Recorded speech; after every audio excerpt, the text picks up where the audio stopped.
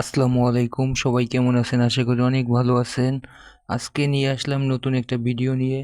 ক্যান্টনমেন্টের ভিতরে অনেক জলপাই পড়ে আছে গাছের নিচে, তো কেউ খাওয়ার মতন নাই, তাই বিধায় আমি সবগুলো টোকাই নিয়ে আসলাম। সবগুলো না, অনেক আছে এখনও, 1-2 ব্যাগ এখনও উঠানো যাবে, কিন্তু আমি যতটুকু পেরেছি উঠাই নিয়ে আসছি।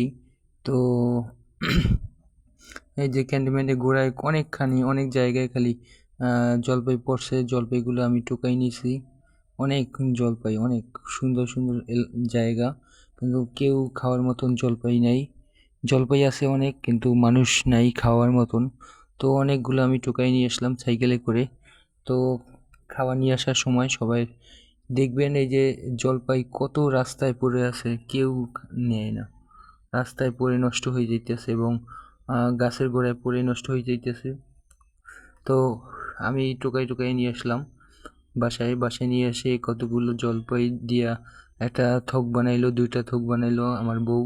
আমরা কিছু খাইলাম এবং পাশের বাসায় দিলাম, কিছু পরিচিত লোকেদের কাছে দিলাম।